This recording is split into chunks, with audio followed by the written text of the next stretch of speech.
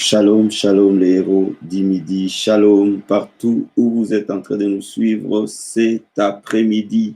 Shalom dans vos maisons, shalom partout où vous êtes en train de nous suivre.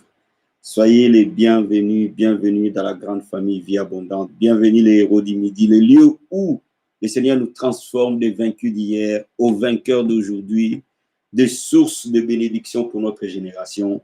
Que le Seigneur vous bénisse abondamment. Je salue toute la famille Vie Abondante. Amen. Que le Seigneur vous bénisse, vous bénisse, vous bénisse. Toutes nos salutations à la grande famille Vie Abondante. Un peuple fort, un peuple puissant, un peuple engagé pour l'avancement du royaume. Salut ma fille Jo, ma fille Nayanka. Sois bénie. Frère, mon fils Jean-Marie Beltou, sois béni. Loana, que le Seigneur te bénisse. Ma fille Esther Beltou, sois bénie.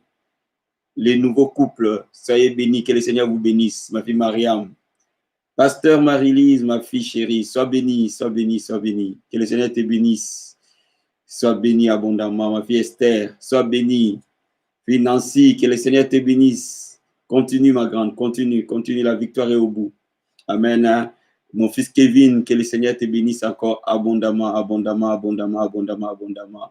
Que le Seigneur bénisse toute la grande famille et vous tous qui êtes en train de nous suivre dans le monde entier, que ce soit dans la Vie Abondante Paris, que ce soit en dehors de la Vie Abondante Paris, partout où vous êtes en train de nous suivre, c'est un privilège, c'est une grâce d'être avec vous cet après-midi.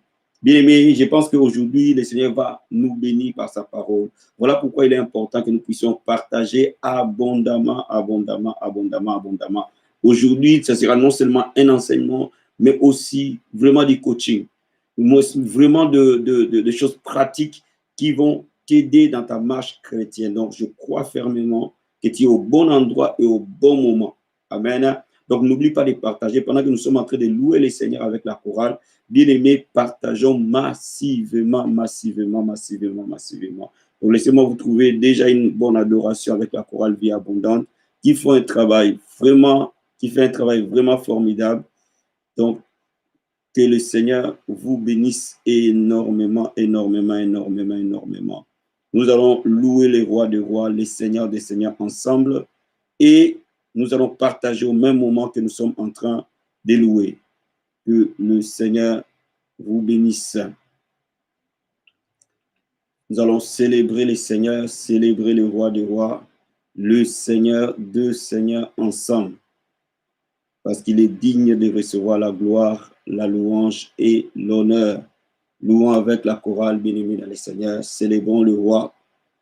Que Dieu vous bénisse abondamment, abondamment, abondamment. N'oubliez surtout pas que ce dimanche, nous avons le prophète à notre invité qui va apporter la parole à la vie abondante. Donc, invitez, un rendez-vous particulier, un moment de la gloire avec l'enfant de la maison qui va venir apporter la parole. Amen. Hein?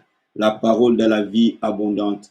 Vous appelez plusieurs fois pour que nous puissions vous transmettre régulièrement nos coordonnées bancaires pour que vous puissiez soutenir ces ministères. Voilà en ligne les différents comptes et les différents moyens d'assister ces ministères au travers de vos biens, selon que le Saint-Esprit vous conduit. Voilà pourquoi on vous les met directement pour que vous puissiez, au travers de nos vidéos, retrouver à chacune de nos vidéos le cœur de la vie abondante télévision, afin que vous puissiez nous soutenir comme vous l'avez souhaité. Que le Seigneur vous bénisse encore et encore abondamment. N'oubliez pas, la Bible dit, donnez et il vous sera donné. Soyez bénis, bénis, bénis, bénis. Nous allons commencer à partager. Partageons, bien-aimés dans le Seigneur. Partageons sur Facebook, sur YouTube. Partageons sur Messenger. Partageons abondamment, abondamment.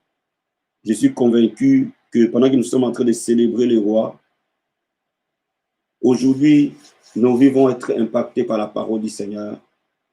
Et le Seigneur va encore nous transformer, nous amener de gloire en gloire. Si vous êtes connecté pour la première fois à la vie abondante télévision, soyez les bienvenus. N'oubliez pas de vous abonner et d'activer la cloche pour recevoir les différentes notifications.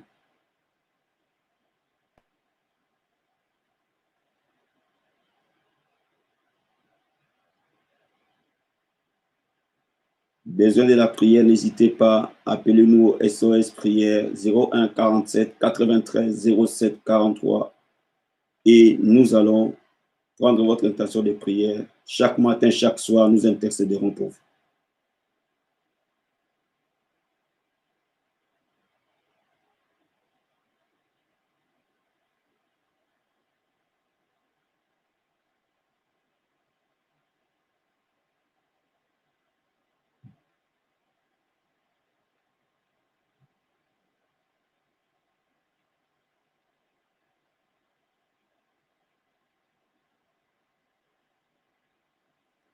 Du 23 octobre au 31 décembre, nous avons notre marathon de prière. Nous commençons le 23 octobre. Chaque 21 heures, nous allons passer des moments puissants dans la parole et un petit moment d'exhortation de 10 minutes chaque soir par la prière, par la parole de Dieu. Et nous aurons des moments de jeûne et prière. Dès cet après-midi, vous avez les programmes détaillés des marathons de prière sur Facebook et sur YouTube.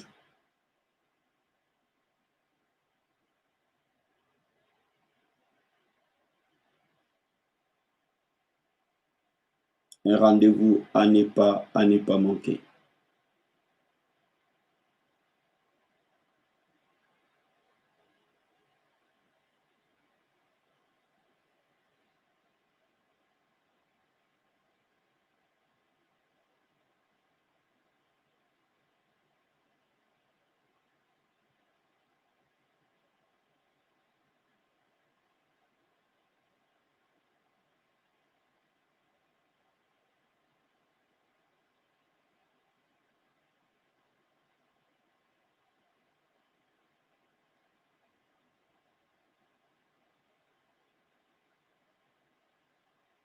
Bien-aimés, continuons à célébrer le Seigneur pendant que nous sommes en train de partager. Et si vous n'avez pas encore partagé ces moments, partagez-le s'il vous plaît.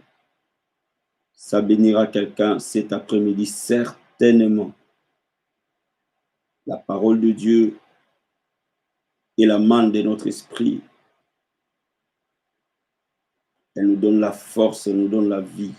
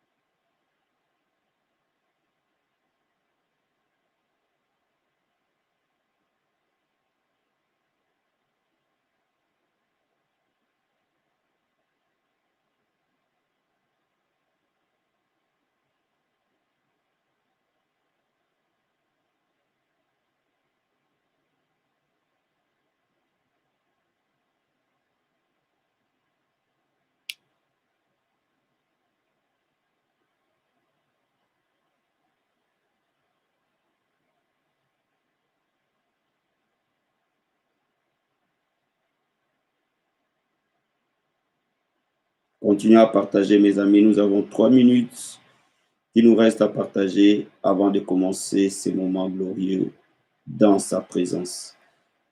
Continuons à partager.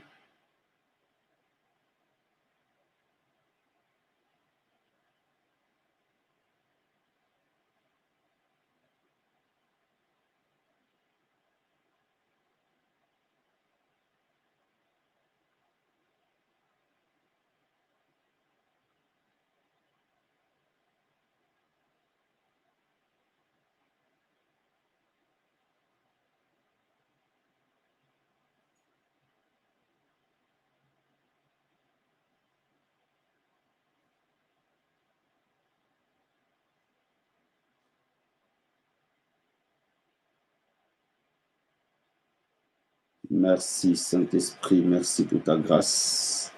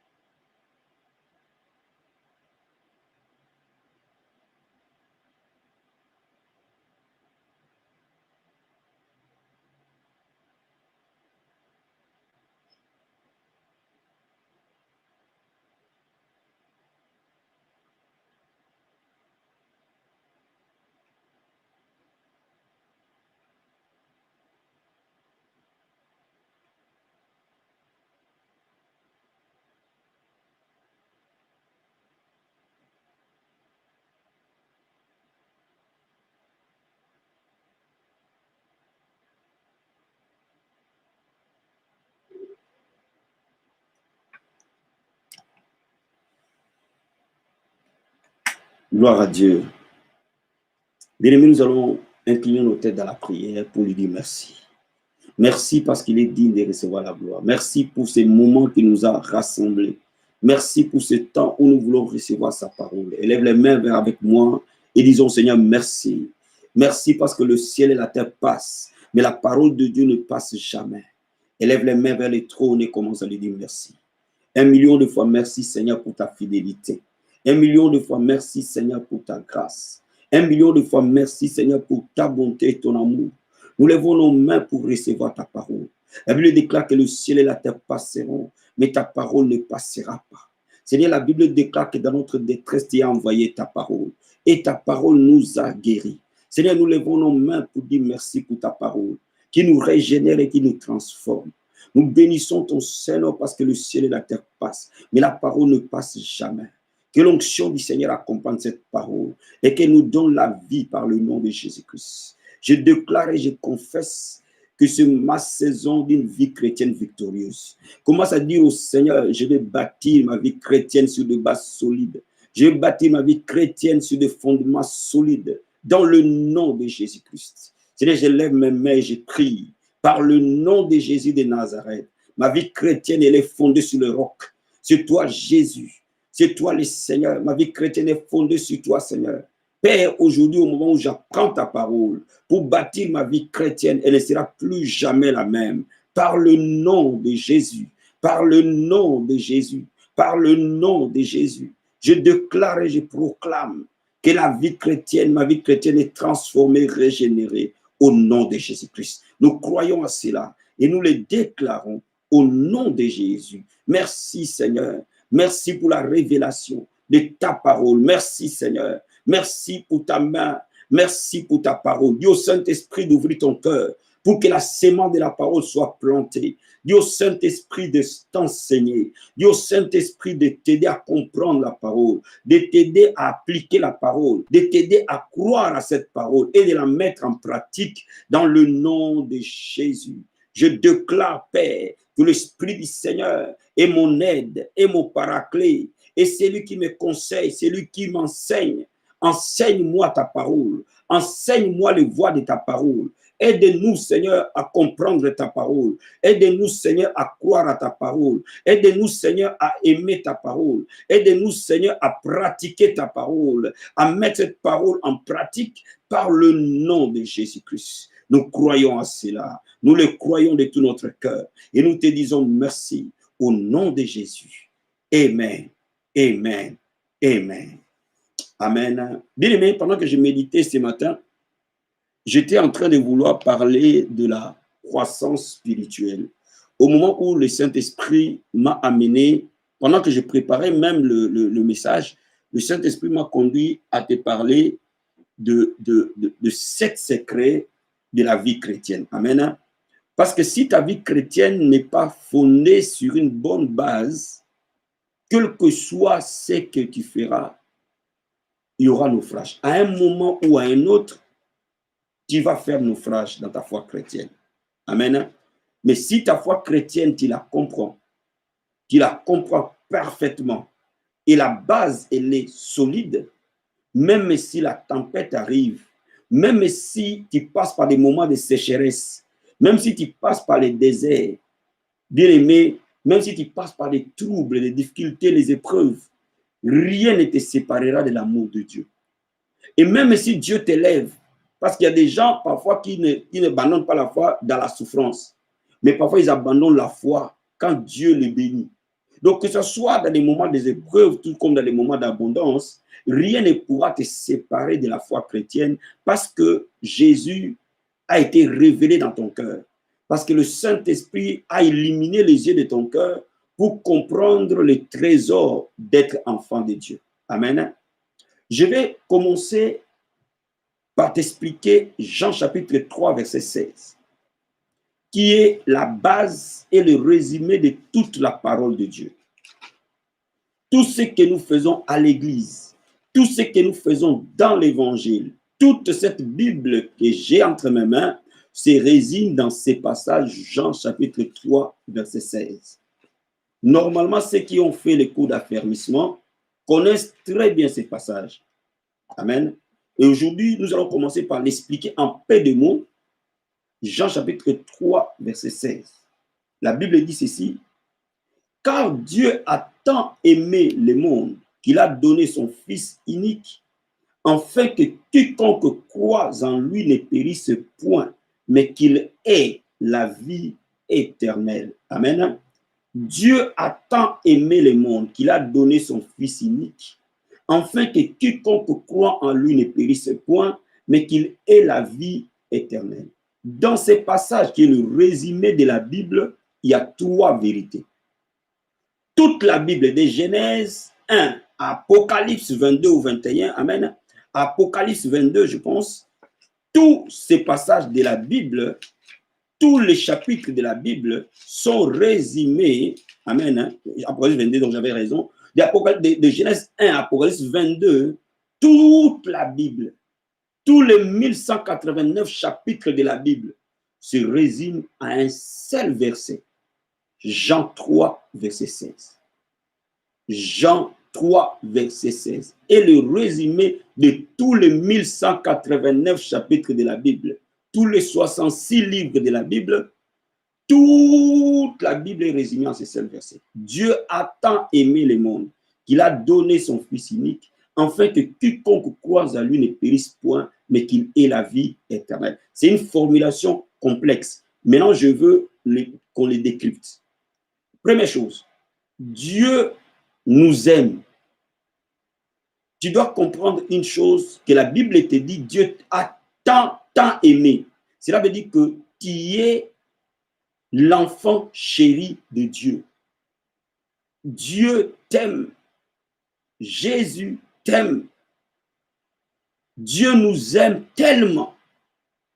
Il nous aime tellement qu'il a accepté que son Fils unique meure à la croix pour nous. Bien aimé, l'histoire de la Bible, la foi chrétienne est une relation d'amour entre Dieu et l'homme. Bien aimé, je vais dire à quelqu'un cet après-midi, Dieu t'aime plus que toi, tu peux t'aimer toi-même. Dieu t'aime plus que ta femme ne peut t'aimer. Dieu t'aime plus que ton mari ne peut t'aimer. Dieu t'aime plus que tes enfants ne peuvent t'aimer. Dieu t'aime plus que tu peux aimer tes enfants. Dieu t'aime plus que tu peux t'aimer toi-même. Ça, c'est une relation d'amour. Et cet amour inconditionnel de Dieu, cet amour sans mesure de Dieu, l'a poussé à venir chercher l'homme. ou à la croix de Golgotha. Donc la première vérité, c'est que l'évangile, c'est une relation d'amour et non une religion. La religion, c'est quoi? C'est l'homme qui cherche Dieu, qui veut plaire à Dieu, qui sait dans son intelligence qu'il existe un Dieu et je vais chercher Dieu. Ça, c'est la religion. Mais l'évangile, c'est Dieu qui vient chercher l'homme. Ce n'est pas pareil. Amen, amen. Première chose. Deuxième chose, l'évangile, c'est que l'amour de Dieu a amené Jésus à aller à la croix et à mourir pour nous. Ça, c'est la deuxième vérité. La troisième vérité, c'est que sa mort à la croix nous a donné la vie éternelle. L'amour de Dieu a amené la croix et la croix nous a donné la vie éternelle. L'évangile est l'unique qu'on peut appeler religion qui accorde à l'homme la vie éternelle. Aucune autre religion ne donne à l'homme la vie éternelle. Quand on parle de la vie éternelle, on ne parle pas de la vie après la mort. Quand ce verset a été écrit en araméen, la vie éternelle était en grec Zoé. Zoé. Z-O-E. Zoé. Cela ne veut pas dire la vie après la mort ou l'éternité. Zoé veut dire la vie de Dieu. Dieu a tant aimé le monde qu'il nous a donné sa vie. Comme un père peut donner sa vie à son fils, comme une mère peut donner sa vie à sa fille, Dieu nous a donné sa vie. Donc, sur la terre, quand nous recevons Jésus, nous avons en nous la nature de Dieu. Nous devenons la race de Dieu. Nous devenons des petits dieux parce qu'il nous donne ce qu'il est. Et c'est ce qui explique que nous qui croyons en Jésus, nous ne mourrons pas, nous changeons d'état. Cela veut dire quoi? Cela veut dire que si Jésus n'est pas encore revenu chercher l'Église et que notre temps sur la terre finit, nous savons que nous serons avec lui dans les cieux. Mais s'il vient aussi, nous savons que nous serons enlevés à cause de la vie de Dieu qui est en nous. Donc, je vais te dire quelque chose ce matin. Quand tu es devenu enfant de Dieu, ta vie biologique que tu as reçue de ton père et de ta mère est morte. Quand tu es devenu enfant de Dieu, la vie pécheresse que tu as reçue d'Adam est morte. Il y a une nouvelle vie qui est venue en toi, la vie de Dieu lui-même. C'est pour ça que la Bible déclare tel qu'il est, tel nous sommes. C'est pour ça que la Bible déclare que nous sommes devenus enfants de Dieu. À ceux qui ont cru en lui, il a donné le pouvoir de devenir enfants de Dieu. Ceux qui sont nés non de la chair et du sang, mais ceux qui sont nés de la parole de Dieu. Cela veut dire quoi? Cela veut dire que quand tu es devenu enfant de Dieu, ton visage n'a pas changé, mais spirituellement, quelque chose de grand s'est passé. Spirituellement, tu es devenu une nouvelle personne. Spirituellement, Dieu est venu habiter en toi. Il t'a donné sa nature. C'est pour ça que Jésus dit à Nicodème, si tu n'es né pas de nouveau, tu ne peux pas entrer dans le royaume de Dieu. Cela veut dire quoi? Cela veut dire que sa nature vient écraser notre ancienne nature et nous donner sa propre nature. Voilà pourquoi, bien-aimés dans le Seigneur, cette nature a des effets. Bien-aimé, je vais te dire une chose. C'est pour ça que les jours où tu es né de nouveau, extérieurement, tu ne vas pas pousser des centimètres ou de la taille ou de muscles, mais spirituellement, il y a quelque chose de grand qui s'est passé. C'est comme un aigle qui a mis au monde un autre aigle. Donc, nous sommes devenus des aiglons comme lui, les aigles. Donc, laisse-moi te dire, cela veut dire quoi? Cela veut dire que nous avons une nature différente au-dedans de nous. C'est pour ça que Paul, comprenant la révélation de la nouvelle naissance, a dit Christ en moi, l'espérance de la gloire. Cela veut dire que Christ est venu habiter en lui. C'est pour ça que Paul pouvait dire, j'ai été crucifié avec Christ. Si je vis, ce n'est plus moi qui vis, mais Christ qui vit en moi. Alléluia. Cela veut dire que nous sommes les temples du Saint-Esprit. Christ vit corporellement en nous. Dieu habite en nous totalement. Est-ce que vous êtes avec moi? Donc, quand il parle, Dieu parle par toi. Quand il met ta main, Dieu met ta main par toi. Quand il agit, Dieu agit par toi. Bien-aimés, nous devenons des véhicules, des vecteurs que Dieu utilise sur cette terre des hommes. C'est ça la vie éternelle. Cette vie est au-dessus du péché. Cette vie est au-dessus de la maladie. Cette vie est au-dessus de l'infirmité. Dieu ne peut pas mourir. Dieu vit dans l'éternité. Voilà pourquoi nous débarrasserons de ce corps et nous retournerons dans l'éternité. C'est pour ça que Jésus dit, ceux qui croient en moi ne mourront pas. Est-ce que vous comprenez ce que j'explique? Il ne parle pas de cette chair, il parle de l'esprit qui est en nous.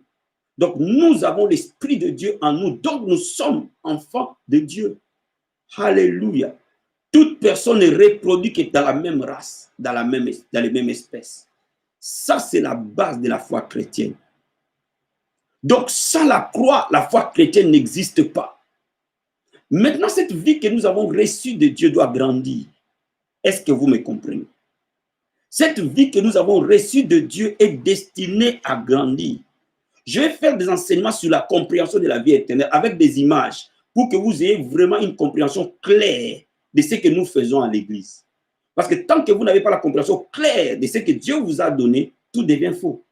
Amen, amen. Maintenant, allons plus loin.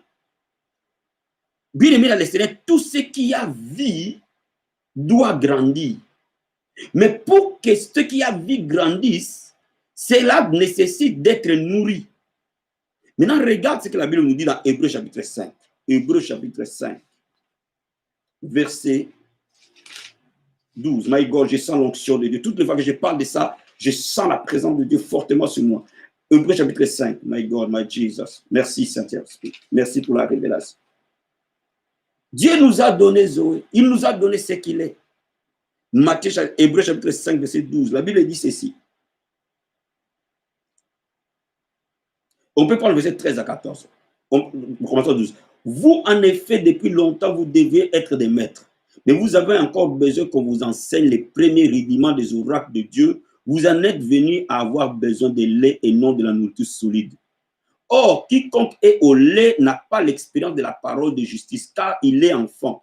Mais la nourriture solide est pour les hommes faits, pour ceux dont le jugement est exercé à l'usage, à discerner ce qui est bien et ce qui est mal. Donc ici, la Bible nous parle qu'il y a des enfants et il y a des adultes. Dans la même famille, dans ceux qui sont nés de Dieu, il y a ceux qui sont encore enfants, il y a ceux qui sont devenus des fils. Ceux qui sont enfants sont nourris dans le lait de la parole, ceux qui sont devenus matures sont nourris par la nourriture solide. Donc cela veut dire quoi? Cela veut dire que tu peux être né de nouveau, mais être enfant.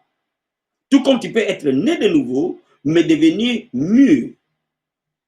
Donc, quand tu es nourri dans le lait de la parole de Dieu, cela veut dire que tu es encore enfant, donc esclave. Mais quand tu es nourri dans la nourriture solide, cela veut dire que tu es fils, donc héritier. Amen ou amen. Amen ou amen. Quand vous devenez héritier, vous devenez fort. Bien, mais je vais te dire une chose. Il y a des victoires que tu ne peux pas remporter. Il y a des bénédictions que tu ne peux pas bénéficier tant que tu n'es pas devenu fils. Il y a des choses que tu ne peux pas accomplir tant que tu n'es pas devenu fils. C'est de la même manière que quand tu es encore enfant, un enfant ne peut pas avoir un autre enfant. Il y a des choses qu'un bébé ne peut pas faire, même si c'est un bébé génie, même si c'est un bébé intelligent. De la même manière, il y a des dimensions de gloire qu'on accède selon notre croissance en Dieu. Voyez-vous? Donc, maintenant la question que je me suis posée, quelles sont les choses qui aident? Comment nourrir la vie de Dieu qui est en moi pour qu'elle devienne une vie puissante, glorieuse? Quelles sont les actions précises que je peux poser les unes après les autres afin que la vie que j'ai reçue soit nourrie, alimentée et devenue grande?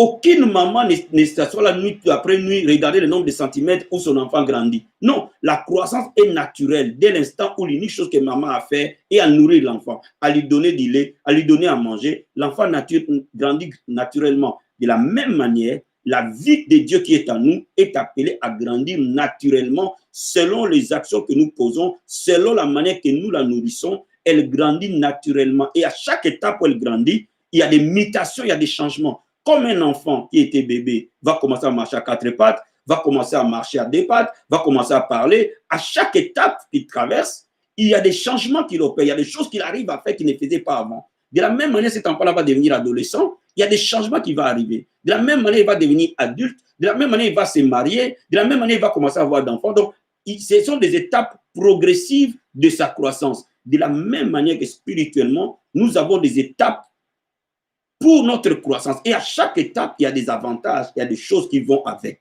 Est-ce que je me fais comprendre? Regardez avant que je te donne quelque chose, quelques secrets, tant de la parole de Dieu que par mon expérience personnelle, amen, pour t'aider cet après-midi. Je vais d'abord te lire ce passage de la Bible. Regarde Ésaïe chapitre 9. Ésaïe chapitre 9. Est-ce que quelqu'un me comprend cet après-midi? Ésaïe chapitre 9. Ésaïe 9. Regarde ce que la Bible dit. Verset 5. La Bible dit, car un enfant nous est né, un fils nous est donné, et la domination reposera sur son épaule. On appellera admirable, conseiller, Dieu puissant, Père éternel, prince de la paix. Ce passage, nous savons pertinemment que ça parle de Jésus. Mais regarde, la Bible dit qu'un enfant nous est né, mais un fils nous est donné. Bien aimé, un enfant est né, mais un fils est un don. Vous voyez l'enfant et les fils là-dedans. L'enfant né, c'est bien, mais quand il devient fils, il devient un don, il devient utile, il devient une source de bénédiction. Et la Bible déclare que la domination ou l'autorité se reposera non sur l'enfant, mais sur le fils. Cela veut dire quoi? C'est quand il devient fils que tu deviens utile. Quand tu deviens fils, que tu deviens une source de bénédiction, tu deviens un don pour ton monde. Et l'autorité, la domination, la victoire n'appartient pas aux enfants, appartient aux fils. C'est sur les épaules du fils que la domination se reposera, pas sur les épaules de l'enfant. Donc, tout enfant n'est pas fils, mais tout fils est enfant. Est-ce que je me fais comprendre? Par rapport à Dieu, l'enfant doit grandir pour devenir fils, qui veut dire signe de la maturité, de la stabilité spirituelle, de la vie chrétienne stable et mature. Donc, chacun de nous doit atteindre, progresser pour arriver à la stature parfaite de Christ. Et c'est ça. C'est pour ça qu'il nous donne sa vie pour que nous devenions exactement comme lui. Est-ce que je me fais comprendre? Voilà 7 choses qui vont t'aider dans ta marche chrétienne. Première chose, la foi. La Bible dit dans Hébreux chapitre 11, verset 6, sans la foi, nous ne pouvons pas lui être agréables. Bien aimé, la foi, c'est faire de Jésus et de sa parole l'autorité finale de notre vie. Cela veut dire quoi? Cela veut dire qu'il va commencer à être fort, puissant, mature, quand il commence à réaliser que ce que la Bible dit suffit pour résoudre tous les problèmes que tu peux avoir. La Bible, la parole de Dieu, doit dominer sur tes pensées, sur les pensées de ton père, de ton grand-père, de ta mère, de ta copine, de toute personne les plus instruites de la terre. La parole de Dieu doit devenir l'autorité finale. Ce que Dieu dit, c'est ce qui se fera. Ce que Dieu dit, c'est ce que je crois. Ce que j'ai dit, c'est ce que je ferai.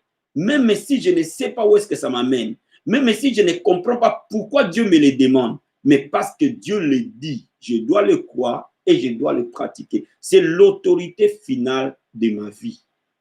Bien aimé, cette décision, elle est capitale.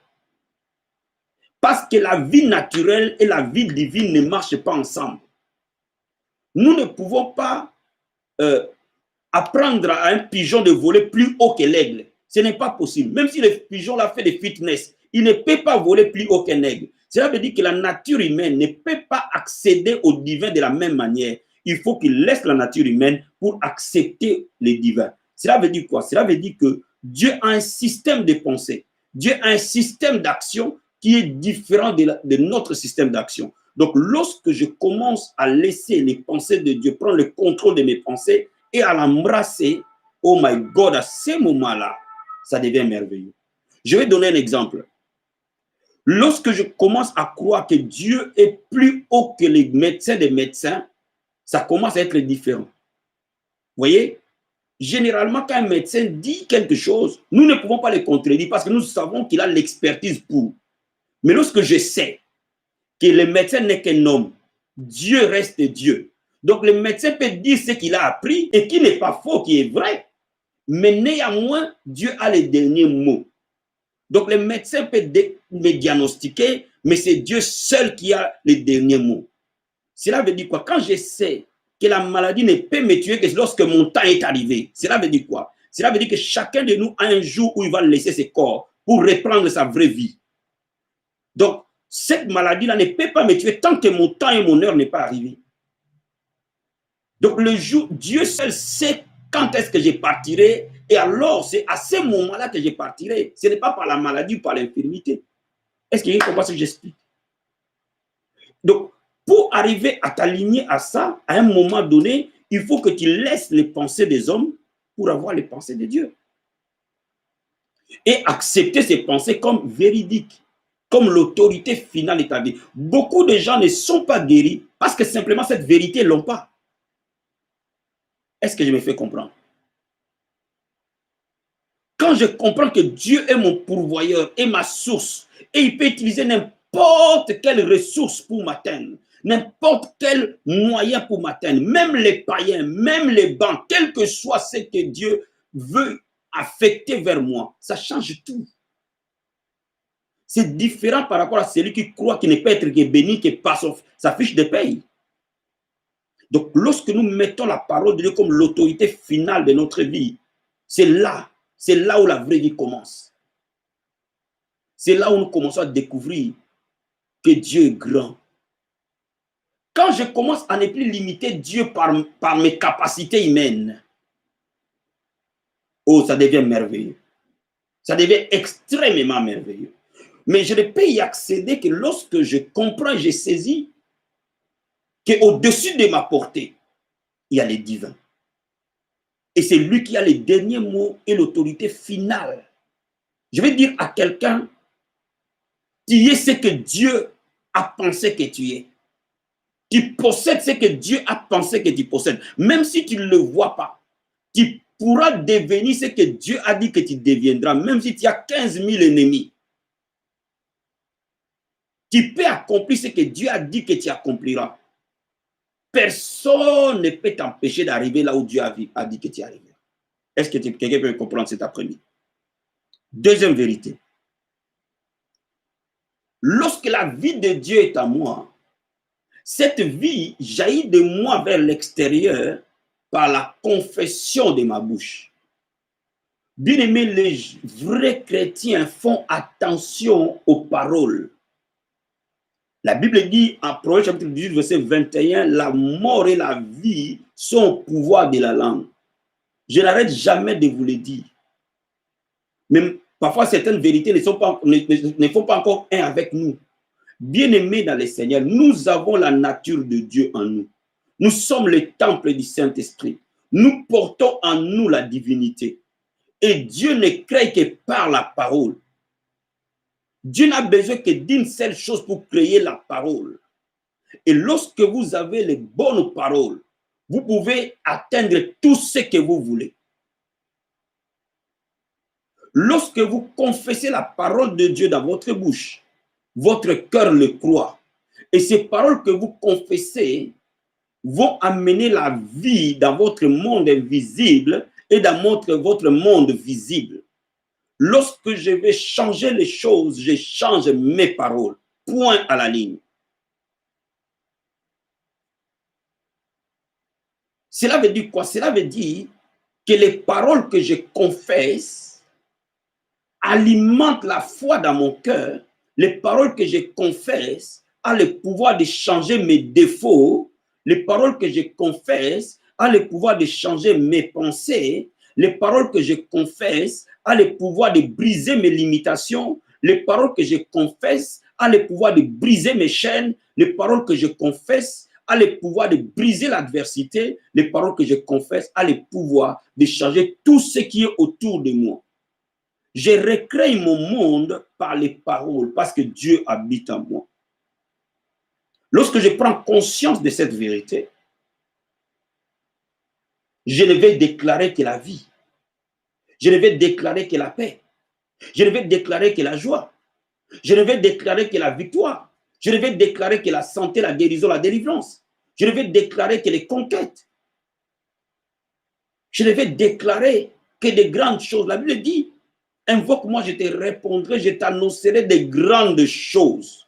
Quand Dieu annonce quelque chose, cette chose, elle est grande, elle est glorieuse. Tant que Dieu n'a pas annoncé, Dieu n'annonce pas des petites choses, il n'annonce que de grandes choses. Je t'annoncerai des grandes choses, des choses cachées que toi tu ne connais pas. Tout ce qui est petit pour Dieu est grand pour l'homme. Donc tout ce que Dieu va annoncer ne sera que grand pour toi et pour moi. Donc voilà pourquoi il est important d'abandonner notre système de pensée pour commencer à opérer comme des fils et des filles du Très-Haut. Commence à communiquer la vie dans ta maison. Commence à communiquer la vie dans ton église. Commence à communiquer la vie dans ta famille. Commence à communiquer la vie partout où tu passes. Rien qu'avec tes paroles. Bien aimé, les paroles dépassent l'argent qu'un homme te donne. Spirituellement parlant.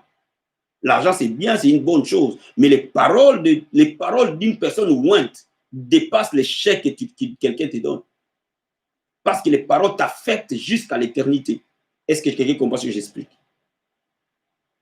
Alors faites attention aux paroles qui sortent de votre bouche. Que ce soit en privé, que ce soit en prière, que ce soit en conversation, que ce soit publiquement ou en privé. Faites attention aux paroles que votre bouche débite. Parce que ces mêmes paroles vont vous garder en captivité. Tout comme ces mêmes paroles seront les paroles de votre propre délivrance. Bien aimé, il est simple de commencer à tirer ton mariage quand tu commences à dire tout le temps, c'est mon temps de me marier, c'est ma saison de me marier. Je vois les mariages venir vers moi, même si tes yeux n'ont pas vu, mais tu crois que les mariages viennent vers moi. Commence à les dire, bien aimé, nous avons la nature de Dieu. Dieu n'opère que de cette manière-là. Est-ce que quelqu'un comprend ce que j'explique? Commence à les dire. J'ai remarqué une chose, plus je commence à dire quelque chose, beaucoup, plus la chose se réalise facilement. Moi, je l'ai dit, plus la chose elle est lointaine. Bien aimé, commence. Pourquoi? Parce que nous avons cette nature de Dieu en nous. Dis les choses, tu les verras. Tout ce que tu crois, dis-le, tu les verras nécessairement. Même quand ton corps refuse, même quand les circonstances refusent, tu peux les pivoter juste par les paroles. Nous sommes les artisans de notre propre vie, par nos propres paroles. Troisième vérité. La nature de Dieu qui habite en nous ne peut être forte que par le jeûne et par la prière. Pourquoi? Parce que ce n'est pas notre nature de départ. Notre nature de départ est notre nature biologique. Mais la nature de Dieu que Dieu nous a donnée pour qu'elle opère, elle ne peut fonctionner que dans les jeûnes et dans la prière. Voilà pourquoi Matthieu 17, verset 21 dit que ces gens de démons ne sortent que par la prière et par les jeûnes. Pourquoi? Parce que nous ne remporterons que certaines victoires que par le jeûne et par la prière. Voilà pourquoi je vais te dire une chose. J'ai remarqué que si une personne ordinaire normale commence juste à prendre 1 heure de prière par jour, sa vie va commencer déjà à changer. C'est-à-dire que quand il prend juste 1 heure de prière, un chrétien normal, classique, qui est né de nouveau, qui prend juste 1 heure de prière, réellement pour prier, vous allez voir cette personne-là commencer à remporter des victoires. Lorsque la personne prend juste 1 jour de jeûne par semaine, un seul jour par semaine, il va déjà commencer à remporter des victoires. La Bible dit, si tu es fidèle dans les petites choses, Dieu te confiera de grandes choses. Donc, bien aimé dans le Seigneur, c'est capital que nous, en tant qu'enfants de Dieu, nous savons que la vie que nous avons n'est pas nourrie par le pain, mais elle est nourrie par la parole. Et la parole nous dit de gêner, de prier. Pourquoi? Pour que notre vie devienne forte. Parce que ce n'est pas notre vie de départ. C'est la vie que Dieu nous a donnée, c'est la vie divine. Donc, elle doit supplanter la vie charnelle. Elle doit supplanter la vie adamique. Elle doit supplanter la vie biologique pour que nous devenions naturellement esprits opérants sur la terre. Gloire soit rendue à Dieu, la vie abondante. C'est pour cela que ce qui explique que nous avons mis la prière le matin, à midi et le soir pour vous communiquer cette vie. Amen, amen. Parce qu'il y a des gens qui n'arrivent pas à prier par eux-mêmes.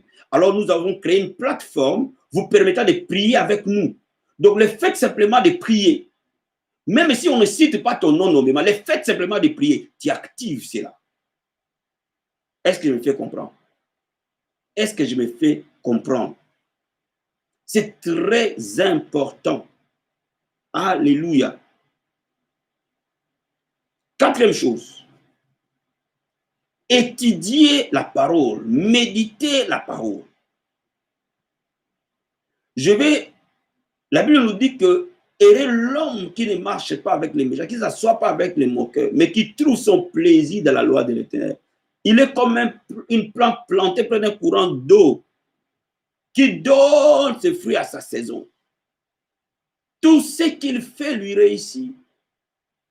Cela veut dire quoi? Cela veut dire que lorsque je confesse la parole, lorsque je déclare la parole, lorsque je gêne et je prie, je dois étudier la parole.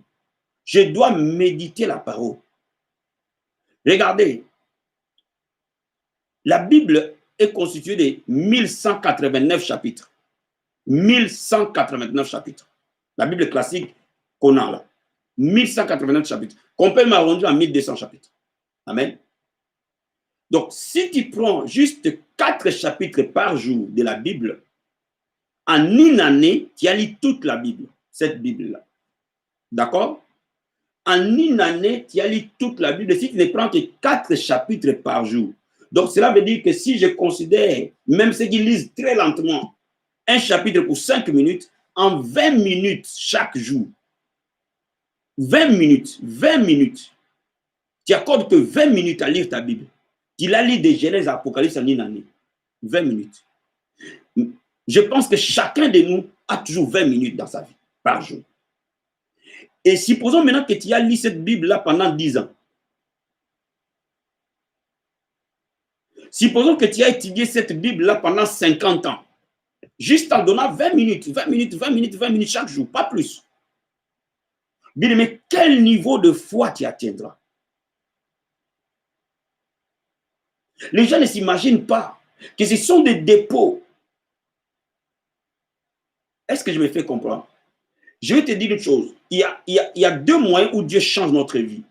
Dieu change notre vie par nos parents spirituels, au travers de leur onction, au travers de leur appel, au travers de leur connaissance, au travers de leur mandat.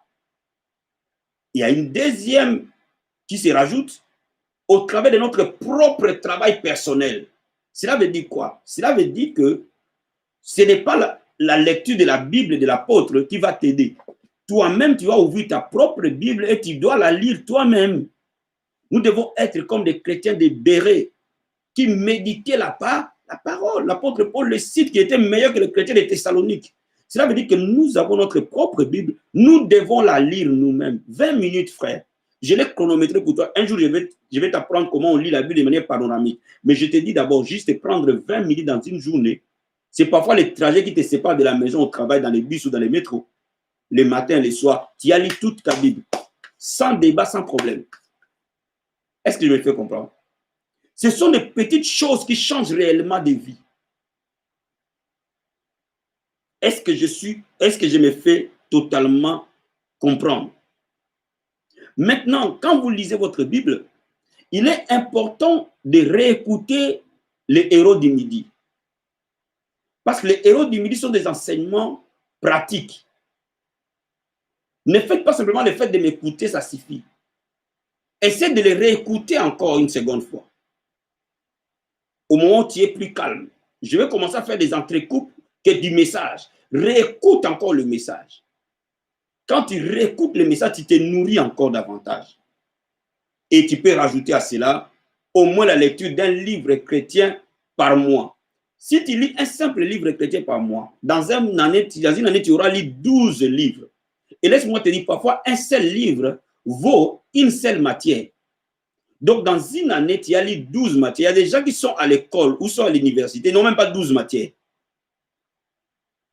dans l'année.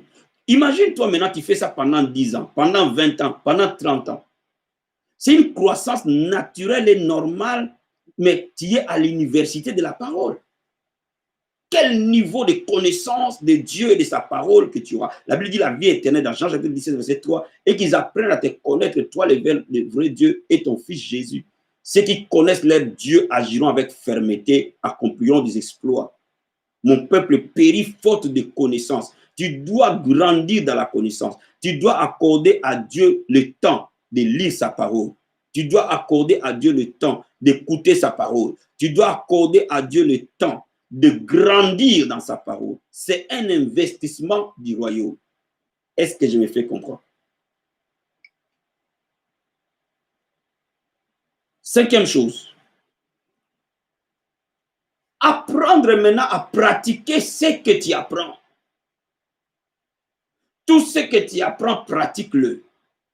Ne sois pas simplement un auditeur oublieux. Ne sois pas simplement celui qui écoute bien mais qui ne pratique pas. On grandit quand on apprend et on pratique. Pierre a dit, j'ai péché toute cette nuit, Luc chapitre 5, verset 5. Je n'ai rien eu. Mais sur ta parole, je jetterai les filets. Cela veut dire que Pierre a agi sur la parole de Dieu. Pierre a agi sur la parole de Christ. Christ a parlé et Pierre a posé l'acte sur la parole. Vous voyez, chaque parole de la Bible peut être notre acte, notre action. Que tout ce que tu vois dans la Bible, agis dessus. Que tu ne comprennes pas, agis dessus. Pose l'acte sur la parole. Agis sur la parole. Quand tu commences à agir sur la parole, bien aimé, la parole va commencer à t'apprendre aussi par elle-même. Il y a une façon d'apprendre par la théorie, il y a une autre façon d'apprendre par la pratique.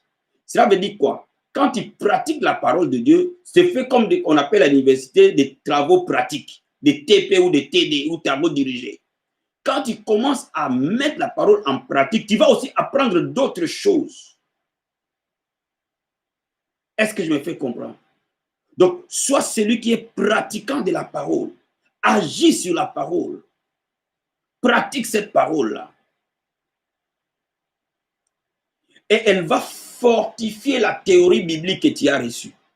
Elle va même te changer profondément. Et ta foi deviendra forte parce que tu auras touché de tes propres mains la véracité de la parole. Vous voyez, il y a une grande différence entre quelqu'un qui parle de la Bible et celui qui vit la Bible. Come on. Des gens peuvent parler de la Bible. Des gens peuvent parler de la dîme. Mais si tu n'as jamais vu les résultats de la dîme, ta foi sera faible. Des gens peuvent parler que Dieu guérit. Mais si tes propres yeux, n'ont pas encore vu les guérisons, si tes propres mains n'ont pas encore expérimenté les guérisons, si ton propre corps n'a pas encore expérimenté la guérison, c'est très théorique. Mais quand tes yeux vont voir les gens être guéris, quand tes mains vont toucher les guérisons, quand ton propre corps verra la guérison, ta foi sera solide. Elle deviendra extrêmement solide. Donc, voyez-vous, tout ce que la Bible dit, commence à les pratiquer. Quand tu commences à les pratiquer, tu sors de la théorie vers la pratique. Et quand tu vis la pratique, ta foi devient solide et extrêmement solide. À ce moment-là, oh, tu transportes n'importe quelle montagne. Sixième chose. Servir Dieu dans une église locale. La Bible dit, vous servirez l'Éternel, il vous bénira. Il bénira votre paix, votre eau. Il éloignera de vous la maladie. Il n'y aura ni homme, ni femme, ni bête stérile. La Bible dit, vous servirez l'Éternel. Bien aimé dans le Seigneur, Si tu veux voir la gloire de Dieu dans ta vie chrétienne, deviens acteur ou actrice à l'épanouissement de l'église locale. L'église qui te nourrit apporte quelque chose. Ne sois pas seulement celui qui s'assoit là pour recevoir. Tu vas recevoir par la grâce de Dieu, c'est vrai. Mais tu peux recevoir ça très tardivement ou tu peux recevoir ça et ne pas garder. Quand tu fréquentes une église locale, fais que cette église locale puisse s'épanouir. Comment?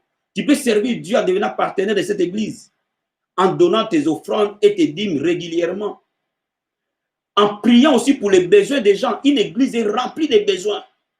Une église n'est qu'église parce que les gens ont des besoins. Donc, l'église aura toujours besoin des gens qui prient.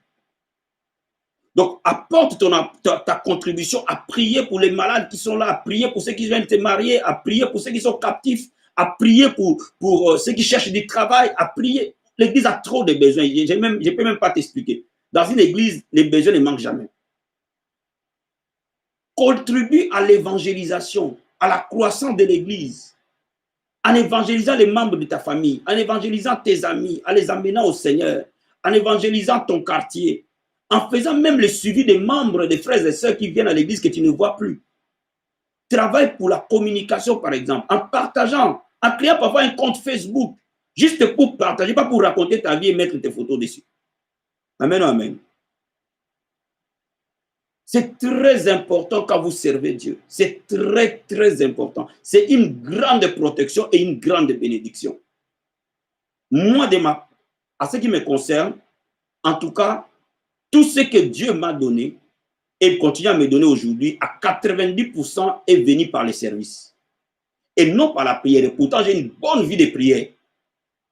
J'ai une bonne vie de prière, j'ai une bonne vie de consécration, j'ai une bonne vie de crainte de Dieu. Mais j'ai remarqué que pour moi, le grand point de contact, c'est quand je sers. Plus je sers, plus je suis béni. Moins je sers, moins je suis béni. Pour moi, c'est ça. Maintenant, pour toi, ça peut ne pas être ça. Mais en tout cas, c'est un principe de la parole de Dieu. Plus tu es actif pour Jésus, plus tu es protégé, plus tu es guéri, plus tu es en bonne santé, plus tes enfants sont bénis, plus tu... Bien aimé dans le Seigneur, moi, j'ai pris presque 10 minutes, 15 minutes maximum pour ma famille. Mais j'en fais de 5 heures, 6 heures, 7 heures pour l'église. Je dis 10, 15 minutes maximum pour moi et ma famille suffisent. Mais je vois la main de Dieu travailler dans ma vie, dans la vie de ma famille. Pourquoi? Parce que je sers Dieu, je sers les prochains. Aussi simple que ça. Aussi simple que ça. Donc, je me suis rendu compte que je n'ai pas besoin de m'asseoir là du matin au soir pour dire Seigneur, bénis-moi, délivre-moi, guéris-moi, restaure-moi, change-moi, façonne-moi. Le fait simplement que je suis en train de servir, cela suffit pour que Dieu m'affecte et me visite. Pouvez-vous imaginer, moi je n'achète plus de vêtements, ça fait des mois et des mois et des mois et des mois que je n'achète pas. Les vêtements, les enfants me les donnent. Les chaussures, les vêtements, au point que même que je donne aux autres. Donc, si vous arrêtez de servir Dieu, vous arrêtez le flot de votre bénédiction en fait. Est-ce que je me fais comprendre? Il faut comprendre une chose aussi. Quand on est en train de servir Dieu dans une église locale, il faut accepter l'autorité qui est dans cette église. Je vais te lire ce passage. Hébreux chapitre 13, verset 14. Hébreux 13, 14.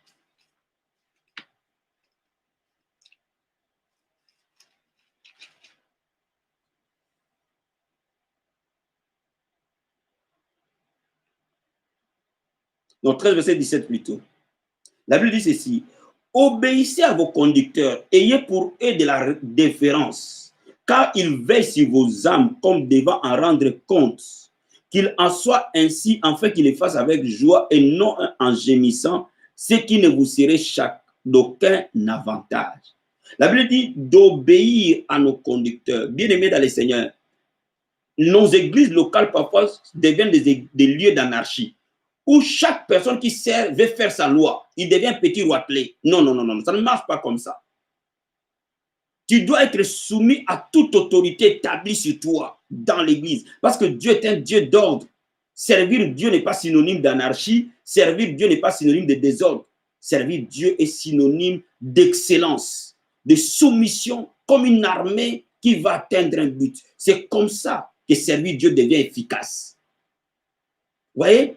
Parce que je vais rajouter ça, parce que beaucoup de gens disent, moi je sers Dieu, je ne vois rien changer, ma vie ne change pas, je sers Dieu. Mais attention, il faut donner à Dieu un bon sacrifice. Et parmi les sacrifices, il faut être soumis à l'autorité établie. Si ton autorité dit non, c'est non. Ne va pas dans ton coin en train de bouder, non, pourquoi il a dit ça, pourquoi il veut ça. Non, non, s'il dit non, c'est non. C'est comme ça que Dieu fonctionne. Parce que c'est lui qui rendra compte de vous. Cela veut dire quoi? Cela veut dire quoi? C'est-à-dire dans l'intercession, c'est le responsable de l'intercession qui rendra compte des membres de l'intercession. Dans une église, c'est le pasteur qui rendra compte des membres de l'église. Est-ce que vous me comprenez? L'apôtre rendra compte des membres de la communauté. Cela veut dire que tout l'ensemble des églises, l'apôtre rendra compte de la manière qu'il a dirigé. Cela veut dire que Dieu ne va pas te demander des comptes pour ce qu'il ne t'a pas donné. Donc, quand Dieu t'établit, tu rendras compte de ce que tu as fait. Donc, lui rendra compte. Alors, s'il te dit non, c'est non. Est-ce que je me fais comprendre? Il faut marcher dans la soumission à l'autorité établie. Marcher dans la discipline. Comprendre que l'Église est un lieu d'ordre, de discipline, d'amour et d'unité. Ce sont des conditions indispensables pour qu'une église puisse atteindre le but. On en parlera demain, la vie dans l'église. Amen. Ça, c'est ce qu'on va parler demain. Et septième chose, l'amour, le pardon et l'unité. Bien aimé, quand vous mettez toutes ces choses en place, n'oubliez pas une vérité. Marchez dans l'amour, parce que Dieu est amour. Parce que Dieu ne vit jamais dans la haine. Donc la nature qui est en vous, vous réclamera l'amour. La nature qui est en vous, vous réclamera le pardon. La nature qui est en vous ne peut opérer que dans une atmosphère d'amour. La nature qui est en vous ne peut fonctionner que là où il y a l'amour. Voyez-vous, vous allez voir la plupart des dégâts arrivent dans un lieu, dans une famille, dans une église, que lorsque l'amour n'est plus. Bien aimé, là où il n'y a plus d'amour, là où il y a maintenant la haine, la guerre, là où il y a maintenant la division, les désaccords, le diable va détruire les gens. De la même manière, nous avons la responsabilité, nous tous, de bâtir des liens d'amour. Donc, ça ne te coûte rien pour les raisons d'unité d'aller demander pardon à ton frère, à ta soeur. Ça ne te coûte rien. Ça ne me coûte rien de demander mes excuses. Ça ne me coûte rien de te présenter mes excuses. Oh, je suis désolé, je me suis mal comporté. Excuse-moi mon frère, excuse-moi ma soeur. Ça ne te coûte rien. Tu as tout à gagner à le faire. Si tu veux bâtir ton foyer, bien-aimé, sois prompt à pardonner. Si tu n'es pas prompt à pardonner, tu ne bâtiras aucun foyer. Même si Dieu te donne 150 maris, tu vas les perdre un après un autre. Si tu n'es pas prêt à pardonner, tu ne bâtiras aucun foyer. Même si Dieu te donne 10 femmes, 20 femmes, tu les perdras les unes après les autres. Bien aimé, être béni est une chose, mais garder la bénédiction est une autre chose. Voyez-vous, être appelé est une chose, mais réussir son appel, c'est une autre chose. C'est une façon de vivre, une façon d'être. Et cette façon d'être exige l'amour, l'unité, l'entente. Bien aimé, tenons-nous la main dans la main. Nous aurons une église forte, une forte communauté. Tenons-nous la main dans la main. Nous aurons des familles solides. Tenons-nous la main dans la main. Nous aurons des pays qui se développent. Tenons-nous la main dans la main. Nous verrons la gloire de Dieu. La Bible dit, il est bon que les frères demeurent ensemble. Au verset 130, au verset 3, il dit, c'est là où Dieu envoie la bénédiction. C'est-à-dire que Dieu ne bénit que là où il y a l'unité. Dieu ne bénit que là où il y a l'amour. Donc là où il n'y a pas l'unité, il n'y a pas l'amour, n'espérez pas que Dieu va vous bénir. Parce que Dieu ne bénit que là où il y a l'unité. Mais le travail de l'unité et de l'amour, c'est une responsabilité collective. Ce n'est pas simplement l'affaire de l'apôtre, ce n'est pas simplement l'affaire du pasteur, ce n'est pas simplement l'affaire des responsables, c'est l'affaire de toute communauté, tout membre de famille. Et il doit comprendre que dans la famille, nous devons nous tenir la main dans la main. Nous devons abandonner nos différences, minimiser nos différences pour voir ce qui nous rassemble. Nous serons toujours différents, mais nous ne pouvons pas laisser nos différences dominer au-delà de ce qui nous rassemble. Et quand nous commençons à opérer de cette manière, quand nous comprenons la chose, mes amis, c'est fini. La gloire de Dieu descend. Aujourd'hui, je t'ai parlé de tout cœur de ces 7 points que je vais te les répéter rapidement pour conclure. Premièrement, la foi. Deuxièmement, la confession de ta bouche. Troisièmement, le jeûne et la prière. Quatrièmement, la méditation, l'étude de la parole de Dieu. Cinquièmement, la pratique de la parole de Dieu. Sixièmement, servir Dieu dans l'église locale. Je ne parle pas de servir Dieu sur Internet qui est assis en train de suivre le culte. Je dis servir Dieu dans l'église locale. Je ne parle pas d'un chrétien qui devait aller à l'église dimanche, il s'assoit là en train de regarder Internet, après il zappe là, il zappe là, il zappe là. Non, je te dis, bouge de ta maison, va dans ton église locale, sers Dieu là. Septièmement, l'amour, le pardon et l'unité. Que le Seigneur vous bénisse. Passez un très très bon après-midi. Si ce message vous a béni, laissez-nous un petit j'aime et un petit commentaire, ça nous fera du bien. Si tu t'es connecté pour la première fois, abonne-toi à la Vie Abondante Télévision et active la cloche. Parce que nous sommes dans les hauts vols. C'est ici que les choses se passent. C'est ici que les vaincus d'hier deviennent des vainqueurs d'aujourd'hui. Amen, amen. Tu vas devenir une grande source de bénédiction. Tu vas devenir un géant de la foi que tu ne peux pas imaginer. Que Dieu te bénisse et passez un très très bon après-midi. On se dit à ce soir à 21h pour la prière du soir. Bisous. Ciao. Portez-vous bien et on se dit à tout à l'heure. À 21h par la grâce de Dieu. Que le Seigneur vous bénisse abondamment.